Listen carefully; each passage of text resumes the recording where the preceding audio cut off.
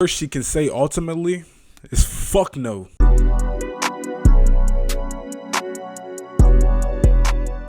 Well, the worst ways to be rejected by cheats. If you enjoyed the reaction video, it's your boy RushMoreRick. Like, comment, and subscribe. Do it. Rejection is one of the most powerful forces on Earth. Stronger than love, stronger than gravity, stronger than the urge to check her story after she leaves you unread. Like, we've built entire economies on heartbreak. Drake would be homeless without rejection. Bruno Mars would still be working at Foot Locker. So today I'm teaching a masterclass on the worst ways to get rejected, because at least if you're gonna emotionally collapse, you should know what level of tragedy you unlocked. So let's suffer together. Starting things off, we have the here, talk to my friend rejection. This is the most disrespectful form of matchmaking. Nah. I'm not gonna lie. I don't see that like a handoff, essentially. A handoff, or like, let me put you on with my friend instead, because think about it. There has to be some level of, she's probably thinking, all right, you're obviously fucking hideous. It's too hideous. You're hideous shit. You're hideous as shit. You can't talk to me. But I do think you're attractive enough to talk to my friend. You know what I'm saying? I feel as though with that type of, you know what I'm saying, that's an assist. You know what I'm saying? You can hoop. You can hoop with that. There's some room for growth. There's not enough room to just feel so much like just negative emotion, where you just feeling shitty because you weren't able to, you know what I'm saying, pull the person that you wanted.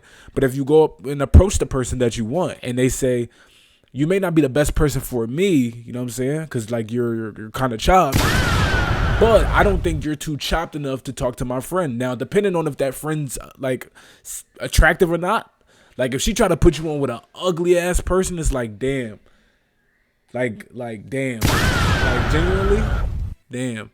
But I don't think that's a bad form of rejection.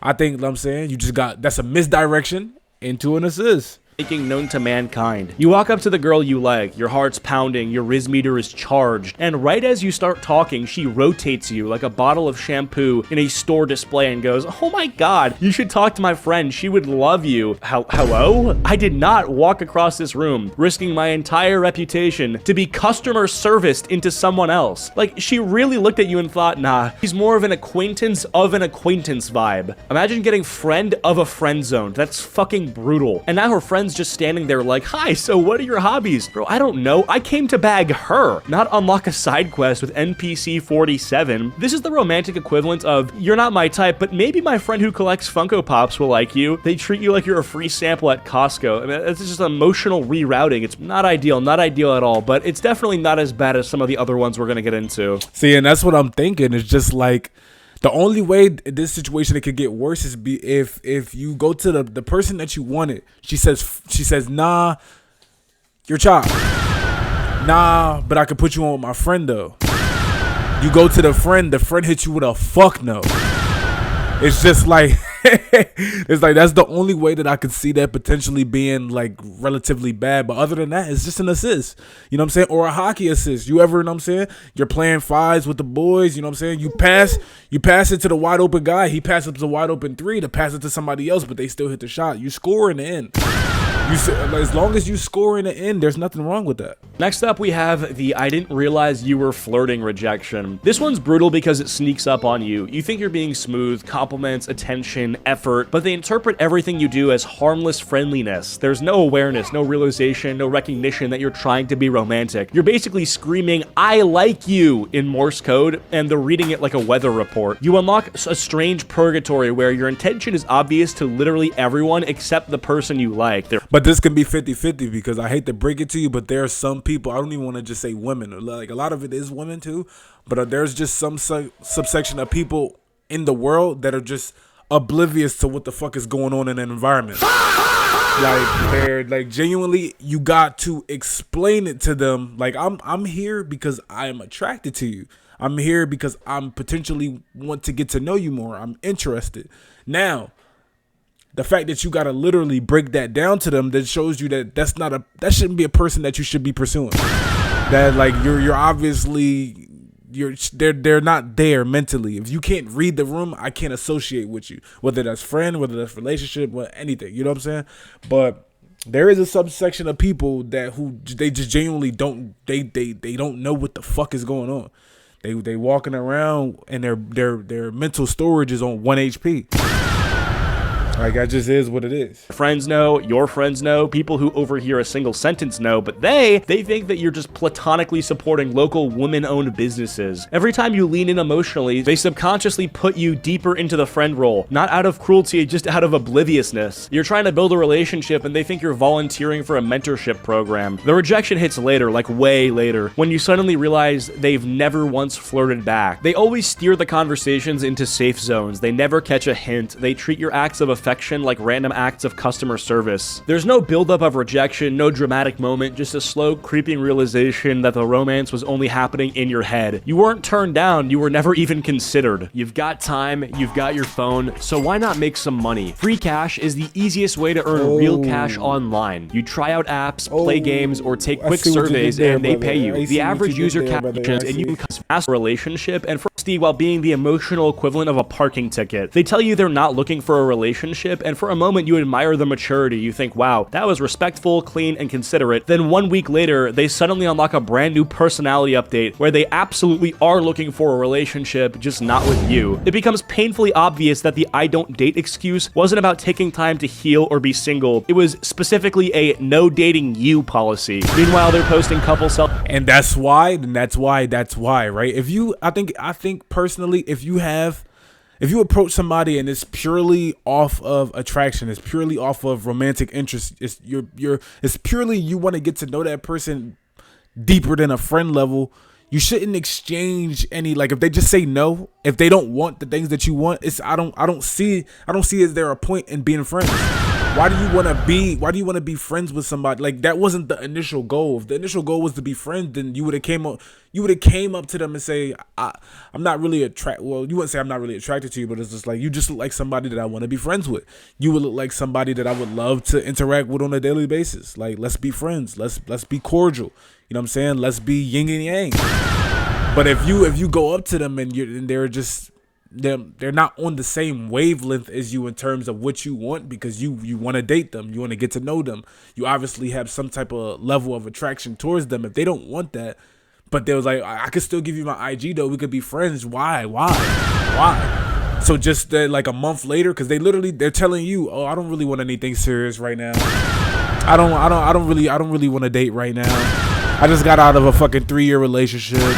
They're telling you everything that you want to hear in the moment. That's not making you feel bad. Like, ultimately you got rejected, but the level of rejection is not so bad to the point where it's like, damn, it's not me, she's just not ready. In reality, right? In reality, you follow this girl and then 2 months later she's going on dates. She's posting these, you know what I'm saying? You know how women be when they not doing a full, they call it a soft launch. She's doing soft launches. The nigga bought her a full bouquet of roses and they're at fucking Nobu, and you can't see the nigga, but you see this big ass brolic ass black hand in the background. Gang, she just didn't want you. And there's nothing wrong with that, but it's like, why settle for a friendship knowing the friendship wasn't the goal? Nah. selfies with a guy who looks like... That's how you avoid this situation right here. He DJs at middle school lock-ins and owns a single fitted bedsheet he's never washed. You're left making mental gymnastics trying to rationalize it. Maybe she changed her mind. Maybe he charmed her. Maybe the stars aligned. No, the truth is simpler. You were the trial version, he's the full release. What makes this sting is the politeness of it. You walk away thinking you handled the rejection well, only to realize you fell for a rejection ransomware scam. They protected your feelings in the moment, but the monthly payments of humiliation come later. Now you're watching their love story unfold like a Netflix show you weren't cast in. You didn't get rejected, you became the plot twist that nobody remembers. Next up, we have the wingman betrayal. This rejection hurts in a way that feels biblical. You put your trust, your hopes, your entire romantic mission in the hands of someone you call a friend. The plan is simple. They hype you up, they set the stage, you swoop in like the confident champion you pretend to be, except your wingman doesn't pass you the ball. They take the shot themselves. Suddenly, the person who was supposed to help you talk to your crush is now actively flirting, accidentally making direct eye contact for too long, laughing a little too hard at jokes that weren't even funny. Next thing you know, they're locked in a two-person conversation that you started while you stand there. They going on a fucking two-man without the second man right in front of you. And this is why you have faith in no nigga. You should not have faith in no nigga. I'm like, when it comes to meeting women, ultimately I feel as though personally you can have that moment where it's like, if you don't know a person but you see a person through like your friend IG story, or you know what I'm saying, a mutual friend, or y'all had the same friend group and it's like you're not really close with them, you could do a little, you know what I'm saying, a little put me on. You could do that. You know what I'm saying? You could do a little put me on, or like what's her name? Get her name and then you go approach her yourself.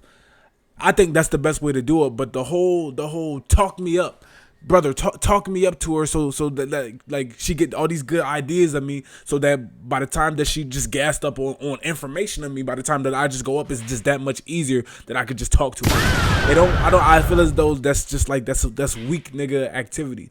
At that point, you're better off just not even approaching a girl at all, because you're trying to depend on another person to do all of the heavy lifting. Like, nah, brother. Like, if you really want somebody, I feel as though you should make your intentions known yourself. Don't put the pressure on another nigga to, you know what I'm saying, talk you up. And then that what he's talking about right here, bro, by the time that he talking you up and you introduce yourself, now maybe he feeling the girl. Now he's talking to two people at one time and you just the odd man out. You just there. You know what I'm saying? That chair that's in the corner in the room, you're in it. You don't want to be that guy. You don't want to be that guy. You want to have a foundation of a relationship built purely by yourself. You know what I'm saying? You don't want to have a bridge person. Like, you were only able to talk to this girl because your homeboy talked you up for like 30 minutes. That's nah. Awkwardly nodding like an unpaid extra. You become the background character of your own love story. The camera isn't even pointed at you anymore. And the betrayal doesn't end that night. Oh no. Now you get to watch them slowly become a couple. You hear how happy they are. You get to pick out outfits for the dates that you were originally supposed to be going on. You get invited to be the third wheel like you're some kind of emotional support animal. This is a betrayal that Shakespeare would write a entire 5-act tragedy about. Next up, we have the group chat rejection. This one isn't just a rejection. It is a public relations disaster. You think you're having a private, intimate conversation. You carefully craft every word like you're defusing a bomb, checking punctuation, choosing emojis strategically, deleting and rewriting messages until your thumb cramps, and then reality hits. Her entire group chat is watching your downfall in real time. Screenshots are flying around. Okay, that's why shooting. I'm like in the big 2026, right? Because we're slowly becoming a society that's like afraid to low-key talk to each other in public. So a lot of these shots being taken from fucking beyond half court are being sent via DM, via text message, via fucking WhatsApp. You know what I'm saying? That's the trajectory of our lives that we seem to be going. But it's just like, I never seen the point. Like, I've had low success rates shooting shots in DM. Maybe it's just me. I know what I am. I'm not the most attractive guy, but I know I ain't the ugliest nigga. But it's just like, shooting your shot in person is like, it's always better because a person can feel your energy. They can feel. It's better to feel energy and to check somebody's temperature in person as opposed to shooting a DM, shooting a message through the DM where it's like there's no there unless you're really that locked in with a person, like you've spent time around them, they know you, they know your body, they know your energy, they feel you, they feel your presence. Imagine having none of that what do they call it? None of that chemistry built up, but you saying, "Hey, I'm trying to take you out." How can a person take you serious? Like, how can a person take you serious? Like, I'm trying to get to know you. If you're trying to get to know me, you would talk to me in person as opposed to just, you know what I'm saying, you found me in your fucking IG, your what they call your for you thread on IG, and all of a sudden you follow me, you follow me, she follow you back, y'all liking each other pictures and shit, and then you just throwing Hail Marys like you fucking Aaron Rodgers in an 06 playoff game for the Packers. It don't work like that. You know what I'm saying? For some niggas they do. You know what I'm saying? Call a spade a spade. But for the everyday man, it does not work like that. Like stock market data, every message you send is being analyzed, roasted, and rated on a 10-point scale. They are treating your romantic effort like a science project, trying to decipher what your typing speed says about your confidence, zooming in on your profile picture like it's forensic evidence, judging your music taste, height, grammar, breathing patterns, everything. And if they decide you're unworthy, you don't just get rejected, you get collectively denied by a panel of judges you've never met. It's like like America's got no riz. Worst case scenario, it spills onto social media. Suddenly dozens of strangers are laughing at your humiliation. Your messages are being used as a meme format. People you've never spoken to are stitching TikToks of your heartbreak. You didn't. I mean, moral of the story is, right, rejection is not something you ultimately want to face. Nobody likes it, but the more you get rejected, the more you shoot your shot, the more you put yourself out there, the more you just get accustomed to it, the more it becomes less of a big thing. Now, that's not the easiest thing in the world. I don't even like rejection to this day. I don't have a meaning to, because I'm in a relationship. I don't got to deal with that shit no more, thank God. But it's just like, it's just a bandage that you just got to keep pulling off. Keep pulling it off. Keep pulling it off. The more that you keep pulling it off, the more it less hurts. That makes sense? We out of here.